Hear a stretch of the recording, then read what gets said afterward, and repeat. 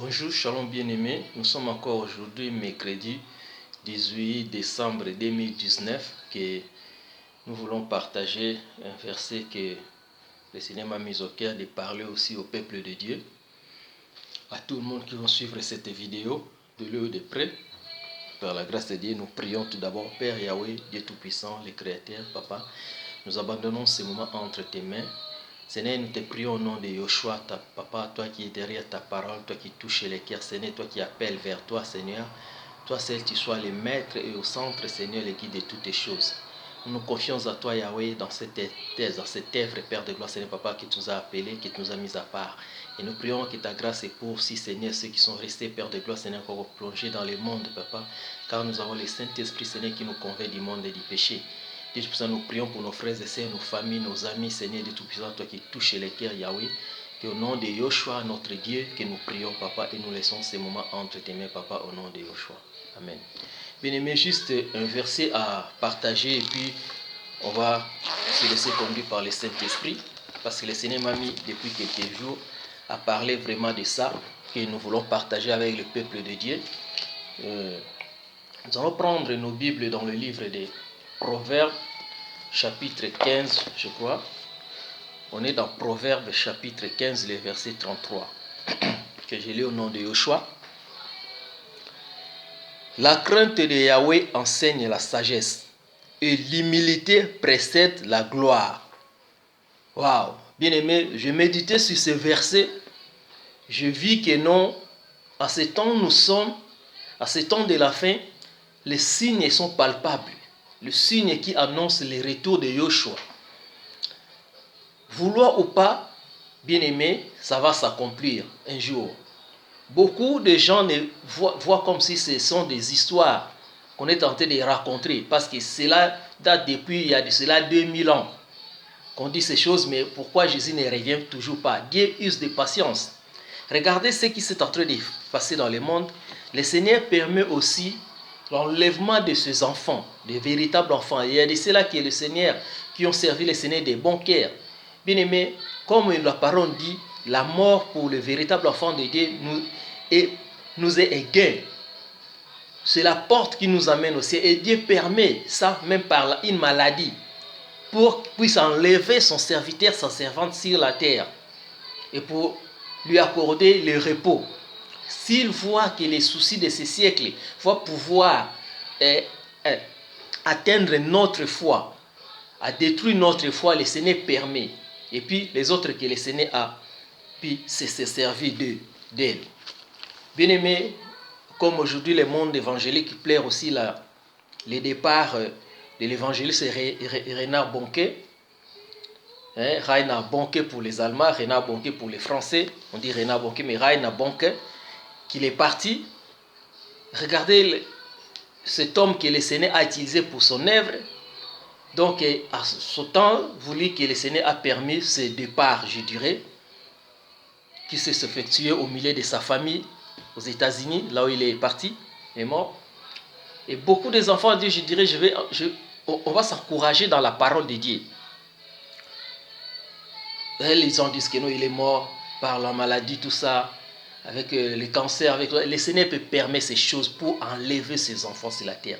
Dieu même est au contrôle, bien-aimé. Mais ici, pour vivre vraiment la bonté de Dieu, pour vivre il s'agit de l'humilité. Toi qui es tenté de dénoncer les faux, toi qui es tenté de dénoncer la fausse évangile, toi qui es tenté de faire, mais qu'est-ce que tu fais vraiment après avoir dénoncé? Qu'est-ce que tu fais avec Dieu? Parce que l'évangile qui est en train de se prêcher dans ce monde bien-aimé, c'est l'évangile de s'autoproclamer, l'évangile c'est de se faire voir, de se faire vendre, tout ça, de l'autocritique, tout ça. L'évangile, chacune. Les gens, si ça forme aussi des clans, des groupes, si tu n'es pas avec eux, tout ça comme si Dieu n'est pas avec toi. Non, Dieu est pour tous.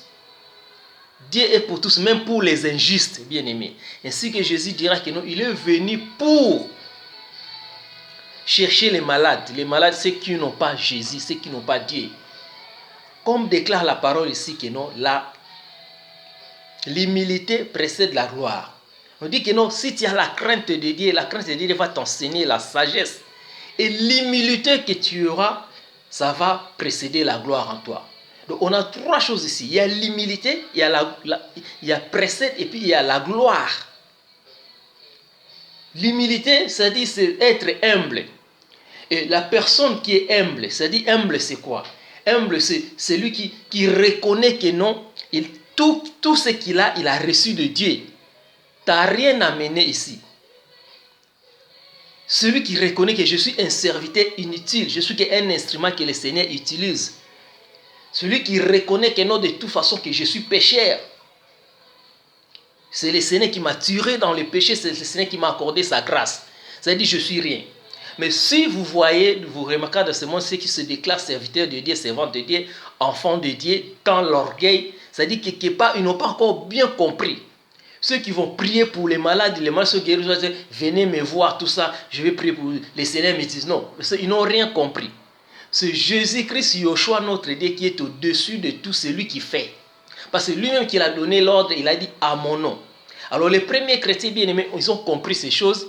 Ils ont dit ceci. On va lire la parole de Dieu dans 1 Pierre, je crois. Les premiers chrétiens, regardez, Pierre a compris. 1 Pierre, nous sommes dans 1 Pierre, chapitre 5, les versets 5 à 6. 1 Pierre, chapitre 5, les versets 5 à 6. La parole déclare ceci.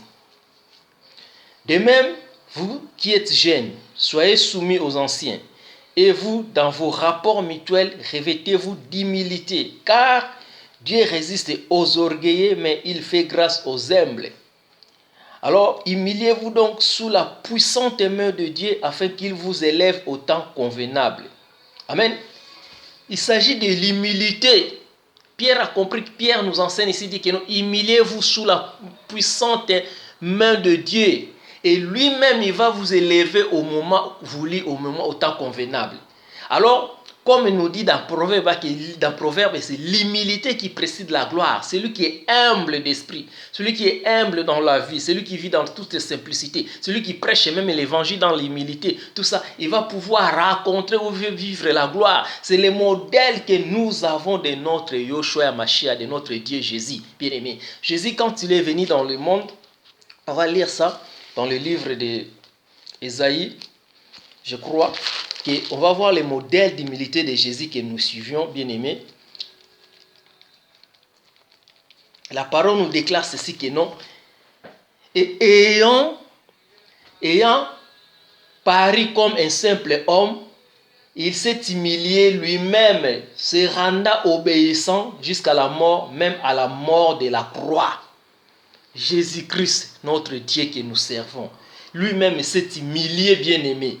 Dans Philippiens chapitre 2, il s'est humilié même jusqu'à la mort de la croix, bien-aimé. Jésus-Christ est notre Dieu.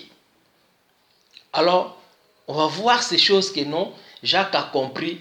Nous sommes dans Jacques chapitre, nous parlons de l'humilité, bien-aimé, l'humilité qui précède la gloire. Jacques, on va trouver Jacques chapitre 4.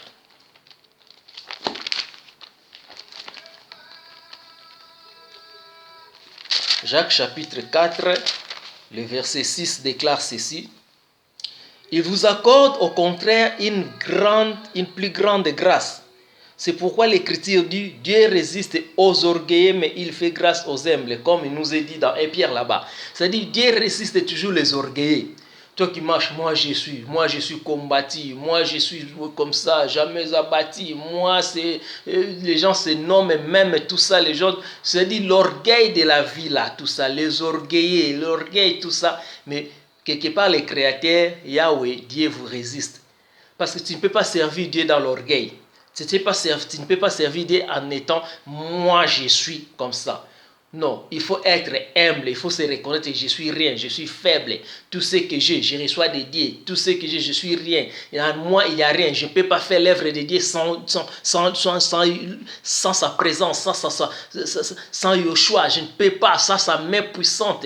C'est ce que Pierre a compris. Humiliez-vous sous sa main puissante. Il va vous élever. C'est comme la parole nous dit clairement dans Psaume, le chapitre 14. Psaume 14. On est dans Psaume chapitre 14, bien-aimé.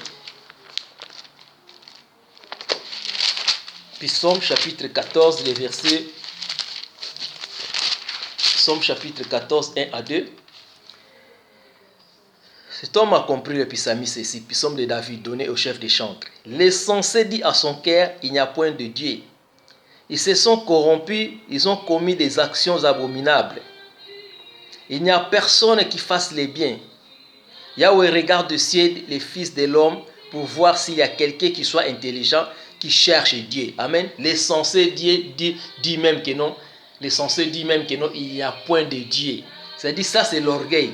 Le fait de nier aussi que nos dieux n'existent pas. Je ne crois pas à Dieu. C'est l'orgueil de la vie. L'orgueil qui est rempli dans le cœur de l'homme. Il commence à nier même l'existence de Dieu. Quand tu vois toute la nature, tout ça, tu vas comprendre qui a créé ça. Qui a fait ça? Le souffle que tu respires là, bien-aimé. Beaucoup, ils étaient des orgueilleux, des orgueilleuses dans la vie. Mais bien-aimé, quand la maladie les a frappés, ils se sont rendus faibles face à la maladie. Faibles, incapables face à la mort. Bien-aimé, pour comprendre que non, c'est aujourd'hui même quand vous attendez sa voix dans votre cœur. Il faut humilité. L'humilité va précéder la gloire. C'est le Seigneur qui va pouvoir de ta vie. C'est lui qui est le maître, c'est lui qui a la dernière parole dans ta vie, bien-aimé. L'orgueil, ça ne sert à rien. Tu peux être orgueilleux, arrogant dans ce monde. Sache que le Créateur va te résister. C'est la loi divine. Quand la parole déclare Dieu résiste aux orgueilleux, il va te résister. Regardez tous les orgueilleux, toutes les orgueilleux. Les orgueilleux existent dans la vie. Quand ils finissent mal là, quand il y a maladie qui les frappe, oh Dieu, aide-moi. Oh Dieu. Mais Dieu peut t'aider en commençant là. Je ne crois pas que non.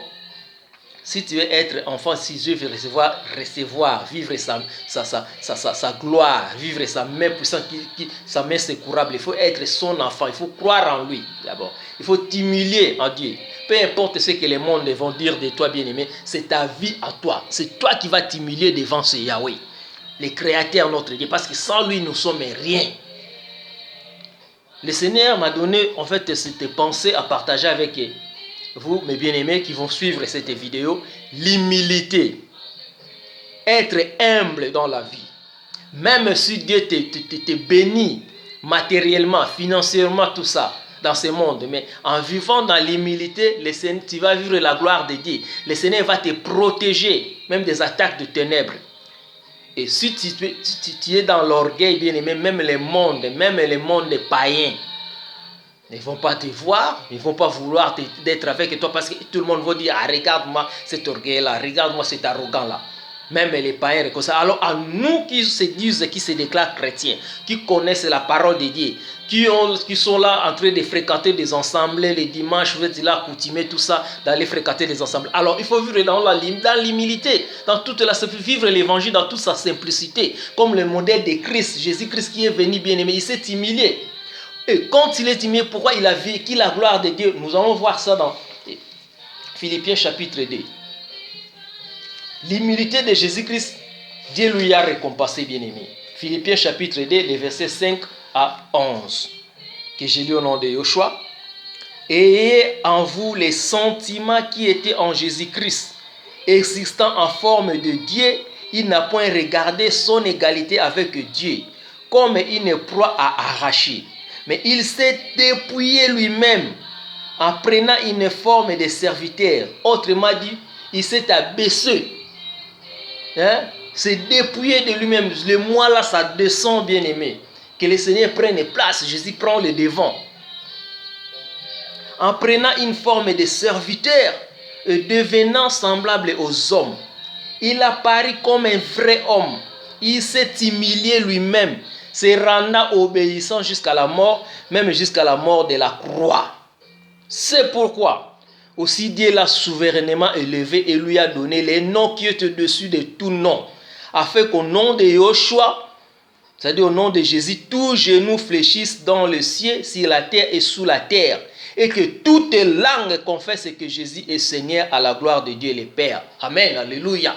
Bien-aimé, dans le monde entier, que tu voulois ou pas, toutes les langues confessent, toutes les langues élèvent le nom de Jésus. Je vais vous dire pourquoi. Toutes les personnes, quand il est tombé malade, quand il est face à la mort, ah Dieu aide-moi. Ce Dieu-là, c'est Yoshua. Même s'il était au occultisme, occultiste. Même s'il était magicien, même s'il a vécu dans les richesses dans ce monde, il a nié la résistance la résistance de Dieu. Mais bien aimé, ce jour-là, face à la mort, tout le monde dit que non, que Dieu m'aide. On va prier. Dieu, c'est-à-dire que non, c'est ça notre Dieu. Quand être obéissant, être humble, tu vas vivre la gloire de Dieu. Le Seigneur va t'élever au moment convenable, comme nous déclare la parole dans 1 Pierre là-bas. Humiliez-vous tout d'abord sous la main pour ça. Tu es en train de passer dans des moments difficiles. Vivre ça dans toute humilité. Accepte les châtiments de Dieu. Quand je parle de ces choses, le Seigneur nous soumet aussi aux épreuves. Le Seigneur nous soumet aussi aux choses. Même si nous travaillons, même si le Seigneur c'est le pouvoir de notre quotidien, mais il nous soumet aussi aux épreuves pour éprouver notre foi, pour éprouver si nous allons rester dans l'humilité. Toujours humble. Même si tu as la voiture, même si tu as des habits, tu as des maisons, tu as quoi que ce soit, tu es béni. Si cette terre, bien aimé, sauf savoir que nous, tout ça va rester. Vivre dans l'humilité et partager avec ceux qui sont dans les besoins. Au sein des familles, au sein de la société. Bien aimé, c'est ça que le Seigneur veut pour ses enfants. La parole dit, quand Jésus il s'est humilié, lui qui a abandonné son trône de gloire, lui qui est descendu en la forme des hommes, Dieu revêtit, c'est la parole faite chair est venue habiter en nous. Il a souffert pour que nous soyons guéris, rachetés. Il a accepté la mort, et la mort de la croix, bien aimé. La croix, selon la loi romaine, qu'on pendait même les brigands, les voleurs. C'est pour ça que nous, ainsi que vous allez voir que Jésus-Christ était pendu à la croix. Il était à la croix là, tout ça avec des malfaiteurs. Pour signifier que c'était la punition qu'on dédiait aux malfaiteurs, aux criminels. Il s'est fait criminel pour nous, bien-aimés, Dieu. Et au final, Dieu lui a élevé au-dessus de tout. Il est venu le premier-né de tous les hommes. Et à son nom, bien-aimé, que nous prions sur les malades, à son nom que nous chassons les démons. À son nom, bien-aimé, et le nom qui est au-dessus de tout nom, et tout genou fléchit, même Satan fléchit les genoux devant Yoshua. Bien-aimé. Tu ne peux pas chasser les démons au nom de qui que ce soit de ton passé. Non, c'est ça. De toute façon, vos passés là sont tous des gourous, des escrocs qui font des choses abominables. Alors aujourd'hui, cherchez l'intimité, la relation avec Yoshua parce que nous sommes à la fin des temps. Regardez tous ces scandales au milieu évangélique, bien-aimé. Il y a des faux qui se vendent, il y a des choses qui se font. Bien-aimé, comme dans l'ancienne alliance, il y avait des chrétiens qui marchaient avec Dieu. Ils priaient dans leur maison, ils priaient Dieu et Dieu marchait avec eux. Et nous sommes en ce temps que nous, Jésus-Christ lui-même a dit que si vous attendez Jésus est sorti de là. Ne l'allez pas, il y aura des faux Christ qui vont se lever. Mais il y a des voix prophétiques que le Seigneur est en train de susciter, de crier. Si vous voyez des personnes précipitées, louer des salles, faire tout ça, venez chez moi, bien-aimés, fouillez. C'est le temps que le Seigneur est en train de préparer son épouse. Et l'épouse de Christ est cachée. Lui, c'est Yoshua connaît son épouse. Comme il a dit, laissez livrer et les blés croître ensemble pour terminer dans Matthieu 13. Et à la fin, c'est moi qui va le séparer, bien-aimé. Et nous sommes à ce temps-là maintenant. Les temps-là, les signes sont palpables. Le Seigneur ramasse des gens comme des Paul, des brigands, des rebelles, qui étaient de véritables rebelles dans le monde des bien-aimés. Et il fait de ces gens-là ses serviteurs. Et pour annoncer son retour. Parce que nous connaissons les péchés, nous connaissons les mal, nous connaissons les chemins de la destruction, de la perdition là que nous étions autrefois. Et le Seigneur nous a fait cette grâce. Alors je regarde cette caméra, je dis à toi qui n'as pas encore donné ta vie en Jésus-Christ, arrête avec l'orgueil de la vie, arrête avec l'arrogance, arrête avec les manques de pardon, avec la colère, toutes les sortes de méchanceté, même au sein de ta famille. C'est l'humilité. Avec humilité, un cœur humble, que tu verras la gloire de Dieu dans ta vie. Même si les gens ne veulent pas de toi, il faut surmonter le mal par les biens. Il faut aimer. Il faut montrer, parce que nous avons les modèles de l'amour parfait. C'est Yoshua et Mashiach que nous servons. Bien aimé, quand il s'est humilié, le Seigneur lui a élevé au-dessus de tout nom. Nous connaissons les versets dans Philippiens chapitre 2, les versets 5 à 11. Bien aimé, c'est fort. Dieu lui a élevé au-dessus de tout nom et tout genou fléchisse. Quand vous citez les noms de Jésus, comment les noms de Jésus, vous voyez comment les noms de Jésus dérangent même dans ce monde. Partez dehors, parlez de Jésus, tout le monde tremble. Parce que les démons tremblent. Les démons reconnaissent que non, Jésus a le nom puissant. Pas d'autres noms là, tout ça bien aimé, c'est Jésus. Que le Seigneur nous fasse cette grâce excellente, vivre dans l'humilité. Être humble de cœur, reconnaître que nous sommes rien. C'est Yoshua qui fait qui est le maître, Yahweh. Soyez bénis, soyez encouragés au nom de Jésus. Merci pour ces 20 minutes passées ensemble avec vous. Que Yahweh nous donne la force encore. À bientôt. Amen.